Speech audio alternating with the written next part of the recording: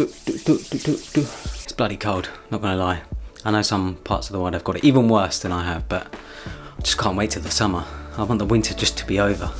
I want the summer. Anyway, what is up everyone? Ollie here. So I wanted to do a video on my Apple Watch bracelet, sort of band, bracelet, link bracelet, whatever you want to call it. I'm asked quite often what band, what bracelet I'm using on my Apple Watch, you know, whether it be on my Apple Watch videos, whether it be on my Instagram or whatever, on Twitter or whatever. You know, a lot of you ask, you know, what bracelet am I using on my watch? So I wanted to share the bracelet that I'm using, the bracelet that I've been using for nearly 4 years now actually, and that is the stainless steel Apple Watch link bracelet. Now this link bracelet isn't cheap. I know it goes for around £450, $450, which is a lot of money.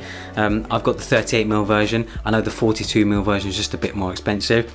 But I ended up getting this link bracelet with my first generation Apple Watch, which I purchased back in 2015. Now in those 4 years, I've actually been rocking this Apple Watch link bracelet every single day. You know, I've tried other ones, I've tried the sport bands and stuff, but I always end up going back to the stainless steel link bracelet, mainly just because of the way it looks and the way it matches the Apple Watch. Thankfully, when Apple redesigned the Apple Watch to the Series 4, they made it so that previous Apple Watch straps could still be compatible. So yeah, I was actually prepared to buy another one with the new Apple Watch Series 4 because I like the link bracelet that much.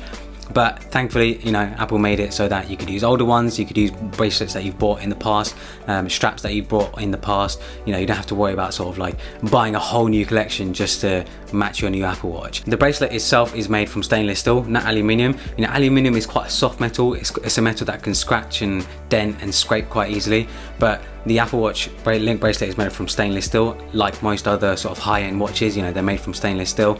Stainless steel is just much tougher than aluminium, and I can attest to that because even though I've been rocking this Apple Watch for 4 years now, there are only very minor scuffs and marks on the bracelet itself. I'm actually very surprised at how well the bracelet has held up, considering, you know, I'm bashing my watch into walls, I'm scraping it, I'm dropping it, I'm not taking any extra care of it, I'm using it every single day, and I'm very impressed by how well it's held up. According to Apple's website, the links on each bracelet take 9 hours to make, which is pretty incredible. It just shows that it's not something that can be made cheaply and quickly. It's something that takes time, takes a lot of work, and it takes a lot of precision to get it just right. I love the butterfly mechanism on the watch. It makes it so easy to put the watch on in the morning, take it off at night, and it sits very flush against the watch. You know, there's no little bits or buttons that are sticking out compared to other stainless steel bracelets that I've seen in the past on other watches. This one's very flush, very minimal, and it just matches the form of the bracelet very well. The links themselves are actually super easy to take on and off. You don't need a special tool or anything to adjust the length of the strap.